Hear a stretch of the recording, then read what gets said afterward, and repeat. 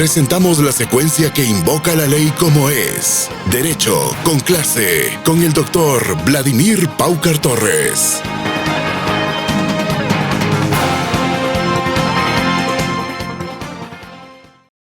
Nos encontramos aquí en un ambiente muy propicio para un buen diálogo, que es la sala de juntas de la firma legal Paucar y Santillán.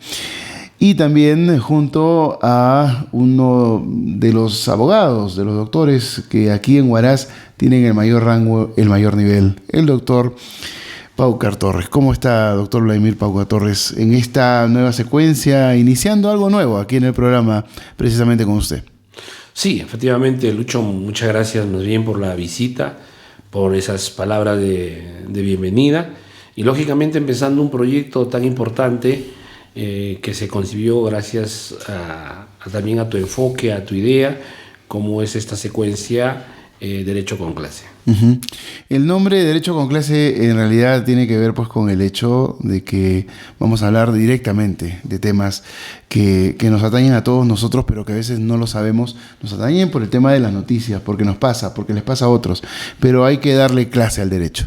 Y quién como usted mejor que muchos otros para poder darle esa clase al derecho, porque sabe cómo explicarlo, porque tiene toda la experiencia, el bagaje necesario para poder hacerlo.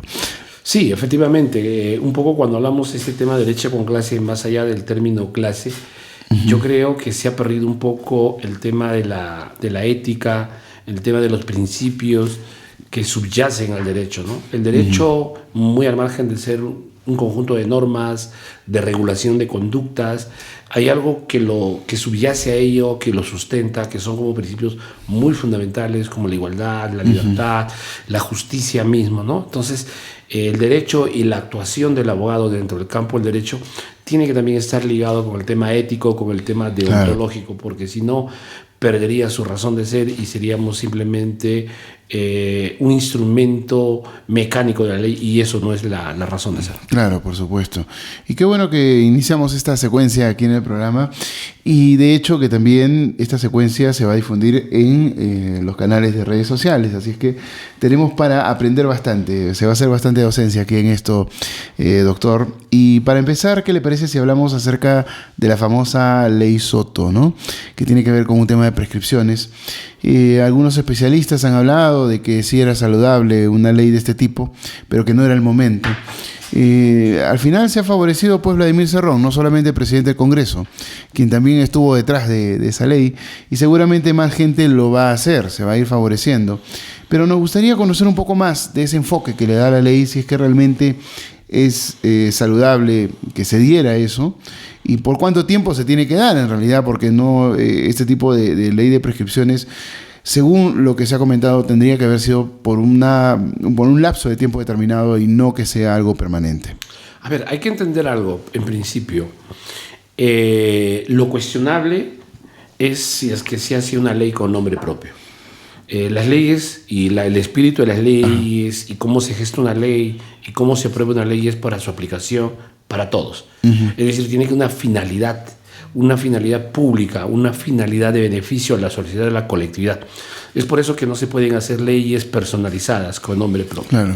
Eso es en un primer término. Entonces, cuando se dice ley Soto, ley Cerrón, lógicamente pareciera que se personalizara las cosas, uh-huh, y así lo ha enfocado los medios de comunicación. Pero muy al margen de ello, de lo coloquial o del nombre que se le ponga, creo que hay que hablar de algo muy importante, que es la prescripción. Porque si no entendemos qué es la prescripción, cuál es la base fundamental de la prescripción, cuál es la razón de ser de la prescripción, lógicamente no vamos a entender esta ley, uh-huh, que al final el adjetivo que le hayan puesto. Claro. Entonces, ¿qué sucede? Sucede que hay dos polos opuestos. Uh-huh. Uno es los derechos de cualquier ciudadano, de cualquier persona, que es el derecho a la libertad, y el otro, el derecho del Estado de sancionar las conductas ilícitas o las conductas que van contra el orden constitucional, contra el orden social, contra el orden que se ha establecido dentro de un Estado. Entonces, para ello se crean delitos y, lógicamente, es para sancionar a aquellas personas que han infringido estas normas o no han interiorizado estas normas. Uh-huh. Muy bien, y eso está bien. Entonces, la potestad punitiva o sancionadora lo tiene el Estado ha monopolizado el Estado. Y el Estado es el único que puede sancionar. Pero el tema es el siguiente. Esa potestad punitiva, esa potestad sancionadora no puede ser ilimitada en el tiempo ni en el espacio. Entonces siempre se ha establecido controles, pesos y contrapesos, controles. Porque si tú le das una potestad a una institución o a una autoridad, tienes que ponerle un control. Entonces, en la otra parte y en la otra orilla existen los derechos fundamentales de las personas. Y uno de los derechos fundamentales de las personas, más allá de muchas garantías, es el tema de la seguridad jurídica. ¿Qué cosa implica la seguridad jurídica? Que una persona no puede estar sometida indefinidamente a una investigación. No puede estar sometida indefinidamente a una persecución penal. Usted imagina todo el efecto familiar, social, que genera que a alguien le abre un proceso penal, una investigación penal. O sea, no solamente afecta a la persona que está siendo investigada, sino también al entorno familiar. La preocupación de los papás, de los hermanos, de la esposa, de los hijos. Entonces, ese estado de preocupación y ese estado de zozobra, lógicamente no puede ser indefinido en el tiempo. Entonces, a esa potestad punitiva que tiene el Estado de sancionar, se le tiene que poner un coto, se le tiene que autorregular, porque no puede ser indefinido, porque también está la seguridad jurídica de las personas. Y esa seguridad jurídica implica que el Estado tiene una potestad de investigar y sancionar, pero en un tiempo determinado. Y si no lo hace en ese tiempo determinado, el transcurso del tiempo genera derechos, extingue derechos y modifica derechos. Y si no lo hizo en el tiempo determinado, la consecuencia es la prescripción de esa potestad que tiene el Estado. Claro, digamos que hay delitos que prescriben y otros que no. Me parece que los de lesa humanidad no prescriben. No es el caso que tenga que ver directamente con esta ley. Pero digamos, en política no hay casualidades. Más bien hay conciliábulos para conseguir algo, ¿no? Esta ley puede tener nombre en realidad, no es ético, no está bien, pero ¿qué beneficio puede representar para alguien que no esté dentro de esta lista de políticos que quieren beneficiarse? Ya, muy bien. Entonces pasamos a un segundo plano. Y entramos un poco ya de manera específica a lo que se está conversando. A ver, lógicamente, todos los delitos prescriben. Y se generan algunas excepciones donde hay algunos delitos que son imprescriptibles, como el delito de lesa humanidad, porque estos delitos de lesa humanidad no es que causan conmoción solamente a un determinado ámbito territorial, sino afecta a la comunidad internacional, al mundo globalizado. Y esto pues se ha visto pues lógicamente en la Segunda Guerra Mundial, con todo este tema de los genocidios, la persecución a los judíos y todos estos crímenes de lesa humanidad por cuestiones de raza, de sexo, de color, etcétera, ¿no? Entonces, afecta ya algo muy grande y lógicamente el derecho tiene que dar una respuesta. Entonces por ahí dejemos un poco eso de lado, que puede ser en materia de conversación en otro momento, y nos centramos al tema de que hay delitos que prescriben por este tema de generar seguridad jurídica. Entonces, les voy a hablar un antes y un después para ver, y creo que eso hay que entenderlo. Llega un nuevo Código Procesal Penal. Este es el punto del meollo de todo el asunto. Antes del Código Procesal, cualquier delito prescribía en su pena máxima más la mitad. A ver, nos explicamos. Si la pena del delito era 4 años, más la mitad tendría que ser 2 años más. 6 años. Entonces prescribía a los 6 años, indefectiblemente. Es decir, si antes de los 6 años el Estado intervenía a través del Ministerio Público, de una autoridad, poniendo en conocimiento ese delito, se producía la interrupción de la prescripción y se tenía que sumar desde el momento de la denuncia o desde el momento que el fiscal empezaba a actuar, se le tenía que determinar 4 años, la pena máxima, más la mitad. Es decir, a los 6 años prescribía definitivamente el delito, ¿no? Entonces, desde la comisión del hecho, y si en los 6 años desde que se cometió el hecho el fiscal intervino y a los 6 años no llega a una sentencia definitiva, hay una prescripción. Eso siempre ha sido así. Cuando entra el nuevo Código Procesal Penal del 24, sigue siendo igual. Los 4 años más los 2 años adicionales que es la prescripción extraordinaria y prescribe. Pero ¿qué sucede? Sucede aquí algo muy particular. Cuando entra el Código Procesal Penal, porque la prescripción está regulada en el Código Penal, no en el Código Procesal Penal. El Código Procesal Penal agrega un artículo y dice, si es que se formaliza investigación preparatoria, es decir, si se apertura proceso penal, ¿no? O en el anterior era auto de apertorio de instrucción, empezaba el proceso. Entonces, ¿qué establece el Código Procesal Penal? El plazo de prescripción se suspende. Cuando habla de suspensión, es decir, que no cuenta. O sea, a pesar que sigue corriendo, pero ese es un plazo que no cuenta, porque está suspendido, flotando en el aire. Entonces, eso es lo que señalaba el Código Procesal. Entonces, la pregunta era, ¿y hasta cuándo queda suspendido? ¿Hasta cuándo? 1 año, 2 años, 10 años, 15 años, 20 años. Entonces, generó toda una discusión en su momento, generó una discusión doctrinaria respecto a este tema. Incluso, yo me acuerdo, en el año 2004, cuando se promulgó, el 2005 o 10 más o menos, no recuerdo bien el año, yo hice un artículo cuestionando esa norma, en el sentido de que la formalización de investigación no podía suspender la prescripción, por algunas consideraciones dogmáticas, jurídicas, que no viene al caso comentar porque nos vamos a explayar. Entonces, ese tema de la suspensión generó un vacío, no se sabía qué plazo.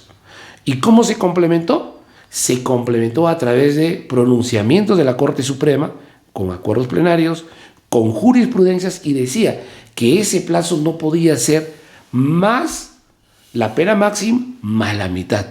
Pero al final lo que estaba ocurriendo era una duplicidad de la prescripción. Y eso me parecía a mí una exageración, porque ya teníamos duplicidad cuando hay delitos de corrupción de funcionarios. Correcto. Entonces, de alguna manera, esto fija un plazo determinado para el tema de esta suspensión que usted está hablando. Efectivamente. Entonces, ¿qué sucede el día de hoy? El día de hoy, esa suspensión que no establecía plazo el Código Procesal Penal, lo que ha hecho esta norma y esta ley ha dicho, señores, un momentito, ese plazo de suspensión máximo puede ser 1 año. No puede ser más de 1 año. Entonces, ¿qué es lo que está pasando? Con esta norma, lo que ha ocurrido es lo siguiente. Hablaba hace rato, el plazo de prescripción de un delito que era 4 años, se le sumaba su mitad, que era 6 años, prescribía. Con el nuevo código es lo mismo. El plazo máximo de 4 más 2 años, 6 años. Pero como se formalizó, esa suspensión es de 1 año. Se le sumaría 1 año más. Ya no prescribiría a los 6, sino prescribiría a los 7. Es decir, la ley no ha reducido los plazos de prescripción. Lo que la ley ha hecho es precisar cuál es el tiempo de esa suspensión. Es 1 año. Entonces, cualquier delito, en este caso, si hablábamos de un delito que tiene una pena de 4 y prescribía a los 6 años con el antiguo Código de Procedimientos, en el anterior modelo procesal penal, y en este, lo que ha hecho más bien es precisar y solamente se suma 1 año. Es decir, prescribiría a los 7 años, ya no a los 6 como antes se venía haciendo. Entonces yo creo que más allá de etiquetar este tema, lo que ha hecho esta norma es precisar cuál es el plazo de suspensión. Ahora, conversaremos de cuáles son los efectos respecto a terceras personas y sobre todo en delitos de corrupción de funcionarios, que es otro tema donde la prescripción tiene otra naturaleza, ¿no? En este caso, ¿a usted le parece bien que sea 1 año como cita la ley o usted piensa que puede ser más tiempo? Estamos hablando de un delito cualquiera, común, 4 años, más si se produjo la interrupción, 2 años más, prescribiría a los 6. Y si hay formalización, le aumentarías 1 más. Sería 7. De un delito común. Pero ¿qué pasa si es un delito de corrupción de funcionarios? Claro. Donde se afectó el presupuesto del Estado, donde se afectó el patrimonio. ¿Qué dice la norma? ¿Qué establece la norma? En casos de corrupción, se duplica. Entonces, ya no prescribe a los 7. Tendría que prescribir a los 14 años. Claro. ¿Se da cuenta? Claro. Ahora, si usted me dice, doctor, bueno, en este ejemplo, pero un delito, por ejemplo, vamos a poner un delito de colusión simple, la pena máxima es 9 años en el simple, Sí, claro, más su dúplica sería 18. 9 más 18 más la mitad, Claro. casi a los 20 y tantos años. Sí, pues. Un delito de peculado, por ejemplo, la pena llega también hasta los 8 años. La dúplica sería 16 más su mitad, casi a los 20 años. O sea, si usted empieza a sumar delito por delito y saca esta sumatoria que estamos haciendo ahorita como ejemplo, en los delitos de corrupción, como se duplica la prescripción no baja de 20 años. Entonces acá viene un tema. Lo que ha hecho la norma, a mi modesto modo de ver, yo creo es correcto. Le ha puesto un coto a decir cuánto dura esa suspensión. Claro. Y no ha reducido el plazo de prescripción. Pregunto. Entonces, la primera pregunta es, ¿quién es el causante de que un delito prescriba? ¿Quién es el que genera supuestamente esa impunidad a través de la prescripción? ¿El acusado o los órganos persecutores? Buen punto. Eso es lo que tenemos que analizar. Bueno, hagamos el análisis. ¿Para dónde va eso? A ver, ahí en ese análisis es la siguiente. A ver, miren, cuando una persona es acusada o imputada, Ajá. él está solo acá con un abogado defensor, que puede ser un abogado defensor de la defensa privada o de la defensa pública. Este señor, este acusado, litiga ¿contra quién? Contra toda una estructura llamado Ministerio Público. Este acusado tiene sus propios recursos económicos de su trabajo o de su día a día. Esta institución llamado Ministerio Público tiene toda una estructura presupuestal, logístico, personal, ambientes, y tiene toda una estructura. Es decir, un hombre litigando con todo un monstruo institucional. Una corporación de ese tamaño, ¿no? Lógicamente. Por eso es la razón de ser del principio de presunción de inocencia. Para equilibrar esta desventaja material, el Estado dice, muy bien, tú fiscal tienes la obligación de probar que él es culpable, porque él va a ser inocente hasta que tú no pruebes la culpabilidad con una sentencia. Claro. O sea, trata de equilibrar jurídicamente. En sentencia firme. Exactamente. Trata de equilibrar con la presunción de inocencia. Entonces, si estamos litigando contra el Ministerio Público y el Ministerio Público su función es persecutor del delito, es decir, es el que persigue el delito, es el que busca la pena, pregunto, si en un delito de corrupción, cuya prescripción máxima, pongamos que sea 20 años, pregunto, ¿no ha logrado una sentencia condenatoria? Claro. Falló el Ministerio Público o falló la institución de persecutor del delito, falló el Estado. Y eso tú no lo puedes cargar al imputado, no se le puede cargar. Entonces, en este tema, en el enfoque que yo voy dando, es el siguiente. Si hay prescripción, es uno, por la falta de identificación de los órganos persecutores de hacer su trabajo con profesionalismo, de manera técnica, con mayor celeridad y poder llevar los casos lo más rápido posible. No es correcto que, por ejemplo, el día de hoy, cuando se concibe el nuevo modelo procesal penal, una de las finalidades del modelo procesal era la celeridad, era la eficiencia, la eficacia. Y eso el día de hoy no se va dando. ¿Por qué? No porque la ley está mal dada, la ley está bien. La concepción de la estructura y la concepción filosófica y metodológica del modelo procesal penal para mí es correcto. El problema son de los operadores. Y el día de hoy tenemos juicios que se están programando para el 2026. O sea, estamos 23 y ya está en juicio para el 26. Claro. Estamos volviendo a la misma tara del Código de Procedimientos. Cuando se dictó el Código Procesal Civil, en el año 84, recuerdo, miren, cuando se promulgó el Código, también todos nos alegramos porque dijimos, con esto se van a resolver los procesos largos, de más de 5 o 10 años o 20 años. El día de hoy el Código Procesal Civil tiene las mismas taras del anterior. Entonces la pregunta es, ¿ley? No, no es ley. Son la identificación de los operadores de hacer cumplir la ley, cumplir los plazos, y eso es el tema. Entonces, vuelvo a repetir, yo creo que si hay o no hay una prescripción de un delito, no le pueden achacar al imputado. Claro. La responsabilidad es del Estado y particularmente de los órganos persecutores que, pese a que tienen presupuesto, personal, logística, no saben administrar bien los recursos para separar, como dice, el trigo de la paja. El órgano persecutor no es materialmente imposible que investigue todos los delitos. Tiene que ver qué delitos tiene que investigar donde hay causa probable y no hay. Claro. Y ese es el problema. Y lamentablemente eso genera un costo en desmedro de la colectividad. Por supuesto. En todo caso, podemos arribar a la idea de que esta ley está bien hecha, realmente representa un beneficio real, va dentro de los cánones del derecho y de la justicia, pero que terminó favoreciendo, pues, por lo menos a 2 congresistas. Bueno, a un congresista y a un dirigente de congresistas, por así decirlo, no me refiero a Cerrón en este caso.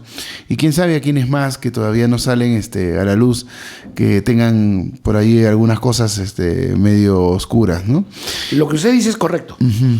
De esta ley se han beneficiado algunos personajes de repente muy cuestionados, ajá, es correcto, pero no nos hemos preguntado de otro sector de personas, uh-huh, que vienen sufriendo persecución penal más de 10, 15, 20 años. Claro. Esas personas anónimas que no tienen nombre, que no se llaman Soto, que no se llaman Cerrón, pero que están sufriendo más de 10, 15 o 20 años de persecución penal, ajá, y que lamentablemente el Estado, no, por este tema, lógicamente no ha definido su situación jurídica. Esas personas también se benefician, y que son muchos, uh-huh, pero son anónimos y que lógicamente también hay que hablar por ellos, ¿no? Claro.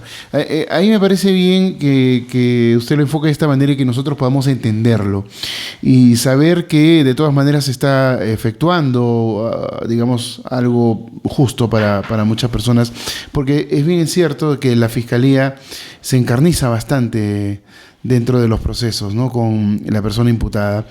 Varios de sus colegas me han comentado también cómo opera a veces la Fiscalía, y si digamos esta persona o no conoce derecho, que es el común denominador de los ciudadanos, o no tiene una defensa adecuada, o de repente el abogado que le tocó no es tan bueno, la Fiscalía aprovecha todo lo que pueda para poder, así más o menos como usted dice, hostigar al imputado en este caso, ¿no?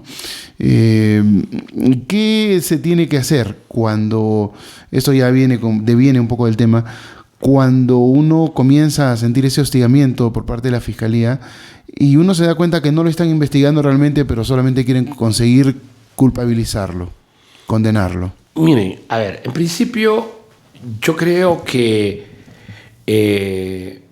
no podemos desconocer la labor del Ministerio Público en su función de investigar los delitos. Uh-huh. Y eso es cierto. Pero también hay algo muy fundamental que a veces no se concibe. Cuando se otorga un poder a alguien, uh-huh, a la vez se tiene que generar un control a ese poder. Uh-huh. Porque si tú no le generas esa contrapartida de un control a ese poder, uh-huh, el poder por antonomasia se abusa. Sí, claro. Eso es algo connatural, algo que siempre ha ocurrido, entonces abusa. Voy a plantear 2 escenarios para, uh-huh, que más o menos podamos entenderlos. En el anterior Código Procesal Penal, en el anterior Código de Procedimientos, el que tenía el monopolio de la investigación era la policía. Claro, antiguamente. Y el fiscal era el que vigilaba los derechos de los imputados, que si todo se lleve correctamente, ¿no? Incluso decían que el fiscal era una especie de notario de la legalidad. Uh-huh. Entonces, ¿qué sucedía? Que en esa concepción, al tener la policía ese control de la investigación, la policía abusaba, ¿no? No todos, pero había actos, claro, de muchos casos de sembrar pruebas, ¿no? Por ejemplo, pruebas, ¿no? Incriminar, la, ¿no?, autoincriminación, uh-huh, te maltrataba, desaparición de evidencias, bueno, en fin, ¿no? Bueno, sí, entonces, claro, muchas cosas que... Entonces, ¿qué pasaba? Que a ese poder que se le había dado a la policía, uh-huh, y lógicamente se sale el tema del Ministerio Público para controlar ese poder, y el fiscal en cierta medida controlaba la actividad del Ministerio Público, perdón, de la policía, claro, en resguardo de los derechos de los imputados. Volvemos ahora al nuevo modelo procesal penal. El nuevo modelo procesal penal ha cambiado esa estructura. Uh-huh. Y el nuevo modelo establece de que quien ejerce el monopolio de la investigación es el Ministerio Público, uh-huh, y la policía es su órgano de apoyo. Es decir, no es que esté separado, es un órgano de apoyo. Pero quien dirige y establece la estrategia desde el punto de vista jurídico es el Ministerio Público. Y el Ministerio Público es una parte más del proceso. Y en la otra parte está la defensa. Entonces, ¿quién el día de hoy ejerce ese poder absoluto, omnímodo del tema de la investigación? Es el Ministerio Público. Entonces, si eso es así, lógicamente tiene que haber un control al Ministerio Público. Porque hace rato volvemos a decir, a quien tú le otorgas un poder, si no le estableces un mecanismo de control, por antonomasia, abusa de ese poder en el ejercicio. Es muy rápido, ¿no? Exactamente. Entonces, bajo ese esquema, el Código Procesal establece quien debe controlar la actividad del juez, del fiscal, perdón, primero es el abogado defensor. Y ahí la razón que establece que el abogado defensor debe estar presente en todos los actos de investigación del fiscal. Claro. ¿Para qué? Para controlar. Es decir, lo que antes el fiscal controlaba la labor de la policía, el día de hoy quien tiene que controlar la labor del fiscal en buena onda, no en mala onda, es la defensa.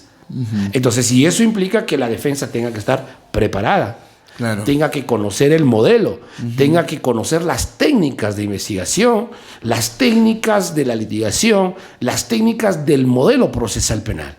Este modelo procesal penal, muy al margen de lo novedoso de algunas cosas, yo creo que ha llevado a que el profesional del derecho, y en este caso los abogados penalistas, seamos más técnicos, establezcamos indudable más conocimientos científicos y técnicos. Y eso es algo real. Entonces, ese es el primer filtro. El que controla tiene que ser el abogado de la defensa. Y si ese control que quiere hacer el abogado no es respetado por el Ministerio Público y el Ministerio Público rebasa ese control, el abogado tiene que recurrir al juez de investigación para decirle, juez, el Ministerio Público está actuando o realizando actos arbitrarios para que usted lo controle. Y es el juez quien dicta medidas correctivas a través de la figura de la tutela. Entonces, para ir al juez también hay que conocer desde el punto de vista técnico y científico qué medidas tengo que recurrir. En consecuencia, a la pregunta que tú me has mencionado, yo creo que el primer derecho que debe tener una persona es, uno, tener un abogado defensor de su libre elección. Ya sea la defensa pública o privada, no importa.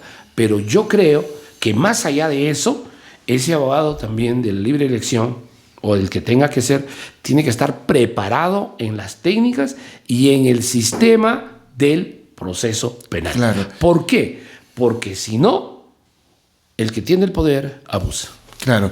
Yo estaba pensando un poco sobre esto en los últimos meses. Se habló bastante de esto en los medios de comunicación, del tema de la fiscalía y de la policía también, sobre todo porque hay especialistas ligados a la policía mayormente que estuvieron hablando acerca de que tenía que volver otra vez el control de la investigación a la policía porque ellos sabían cómo trabajar y que si la fiscalía no se decidía o no determinaba a que se hiciera una investigación, esta no se hacía y entonces no se podía hacer justicia a través de poder encontrar evidencias, pruebas, etcétera, ¿no? Para poder utilizarlas dentro de un proceso. Sin embargo, sabemos muy bien con lo que usted ha dicho el tema del abuso del poder cuando este se tiene. El control lo tiene el abogado, digamos, de la defensa. Es lo que usted lo ha dicho. Pero, ¿qué tan eficiente es eso? Habida cuenta de cómo se está manejando todo esto. No sabemos muy bien de casos, podríamos decir aislados porque no sabemos hasta dónde llega esto, de que la misma defensa a veces trabaja para la otra parte, ¿no? Una parte afectada, por ejemplo, ¿no? Entonces, si esto sucede y hay otros casos más que no conocemos, ¿cuál sería el control más adecuado en este caso? El tema que la Fiscalía tenga la investigación y ahora se quiera volver a la policía es un tema, yo creo, más de concepto de cómo es el modelo procesal de caprichos. Y lo digo porque, a ver, para que podamos entendernos un poco. La policía no es que haya renunciado a la investigación. Eso es falso. La policía no es que le han quitado la potestad de investigación. Si nosotros leemos la Constitución Política del Estado, establece que la función de la policía es investigar y prevenir los delitos. Eso tiene. Tanto es así que si el día de hoy se cometió un delito flagrante, la policía interviene sin presencia del fiscal. Recaba todos los medios, asegura la escena del crimen, recaba las evidencias y da cuenta al fiscal, para que el fiscal se constituya y continúa. Claro. Lo que ha tratado de hacer el modelo procesal es que debe existir un binomio de trabajo entre la policía y la fiscalía. Pero ¿qué resulta? Por estos celos personales o por temas de nomenclaturas, prácticamente lo que ha existido más bien es una confrontación entre la policía y el Ministerio Público. Un buen fiscal es el que trabaja de la mano con el policía. Ese es lo real, ¿eh? ¿Por qué? Porque los sabuesos y los que saben investigar son la policía. Un buen policía es el que trabaja con la fiscalía, brindándole la información que tiene. El policía que no tiene va a generar impunidad. Yo hago una pregunta. ¿Usted sabe quién es la institución que tiene mayor información en nuestro país? Supongo que la policía, ¿no? Es la policía. Claro. Porque la policía está en la calle. La policía sabe dónde hay, dónde va, sabe dónde hay zonas más rojas, menos rojas, muchas cosas. Bueno, y la información cuesta. Claro. ¿Y qué pasa? Que a veces la información se comercializa. Entonces, la pregunta es, no es pelearnos, es que la policía con el Ministerio Público tienen un binomio. Para eso tiene que haber empatía y para eso tiene que haber canales de comunicación y de trabajo entre la policía y el Ministerio Público. Entonces creo que espero que eso se vaya limando, porque en realidad cuando se promulgó el código hubo una confrontación muy terrible. La policía se pronunció, yo me acuerdo porque estaba de fiscal, en fin, pero al final lógicamente se ha ido limando asperezas, pero también hay otros fiscales que quieren trabajar sin presencia de la policía, y eso está mal. O sea, tiene que haber, porque no hay que negar, la policía tiene un bagaje y una experiencia en investigación que más bien el fiscal debería aprovechar ese bagaje y esa experiencia para sus casos. Y lo otro, vuelvo a repetir, a cualquier imputado, mi recomendación es tengan que estar con un abogado. Pero la pregunta es, ¿qué abogado? Ahí viene otro tema, y ese es el tema del siguiente. A ver, nosotros hemos dejado de ser todistas. Hay que entender el día de hoy, y la población y los ciudadanos tienen que entender que ya no, en este mundo globalizado, donde el conocimiento es amplio, donde el conocimiento se ha triplicado y exponencialmente, es materialmente imposible que una persona sea todista. Claro. Entonces, esto nos ha llevado ¿a qué? A la especialización del abogado. Y la especialización del abogado viene, miren, no solamente en temas penales, civil, laboral, sino incluso hasta en tema penal hay subespecializaciones. Hay abogados que en temas penales solamente ven apelaciones. Claro. Hay abogados que en temas penales solamente ven prisiones preventivas. ¿Me entienden? Entonces, claro, el tema es que cuando una persona está sometida en un tema de persecución penal de un delito, yo creo, y mi recomendación es que contraten a un abogado, pero especialista en el tema. Si es un tema civil, contraten a un especialista en el tema civil. ¿Por qué? Porque es la realidad que nos exige ello. El día de hoy un médico no hace todo. Claro. Para eso existe un urólogo, un cardiólogo, un neurólogo. Esa es la misma lógica en el tema penal. Entonces yo creo eso debe llevar. ¿Por qué? Porque si no, la Corte Interamericana de Derechos Humanos, también el Tribunal Constitucional, la Corte Suprema y sobre todo, por ejemplo, la Corte Colombiana ha dicho el derecho de defensa no solamente implica tener un abogado de acompañante, sino que el abogado ejerza una defensa de manera real, eficaz, proactiva. Claro. Entonces ya no es solamente el abogado convidado de piedra que estaba presente en tu declaración y avalaba lo que decía y luego ya, ok, gracias, chao. Eso ya no es. Entonces pasamos a otros temas, lógicamente, donde el concepto del derecho de defensa ha cambiado de ese concepto originario que simplemente era que tu abogado esté presente. Y eso ya no es así. El derecho de defensa ya no es solamente tener un abogado presente, es que ese abogado sea eficaz, activo, proactivo y que conozca el modelo.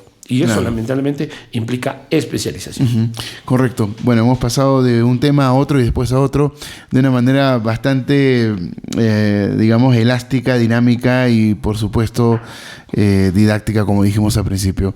Nos ha leccionado aquí el doctor nuevamente y ese es el motivo por el cual estamos empezando esta secuencia. Y la verdad es que esperamos abordar muchos más temas. Hay bastantes cosas de que hablar, sobre todo las que nos pasan, las que encontramos en las noticias, la que escandaliza a propios extraños, ¿no? Y también las que ocurren. O sea, vamos a hablar, me imagino, de temas de colusión, de concusión, lavado de activos. Hay muchas cosas de que hablar y yo creo que para las siguientes secuencias tendremos para desvelar muchas más cosas de acuerdo a sus conocimientos, doctor. Sí, yo creo que más bien, Lucho, este tema es muy importante. Creo que gracias a ti estamos abriendo un espacio muy importante para la colectividad. Derecho con clase. La finalidad es informar a los ciudadanos, no solamente de nuestra región. Yo sé que tu programa se ve a nivel nacional. Poder informar algunos temas que es del día al día, que están ligados con el derecho. Y yo creo que lo que más se debe existir es que cada persona tenga que estar bien informado. Porque cuando una persona está bien informado, toma buenas decisiones. Claro. Cuando está mal informado, toma decisiones que luego se lamenta o, lógicamente, tiene que pagar los platos rotos después. Por supuesto. Entonces, doctor, quedamos así y para una siguiente secuencia tendremos temas de muchísimo más interés. Gracias por haber estado aquí. Muchas gracias, Lucho. Muy bien, entonces esto fue Derecho con Clase en su primera secuencia y estamos de vuelta. Hemos presentado la secuencia Derecho con Clase con el doctor Vladimir Paucar Torres.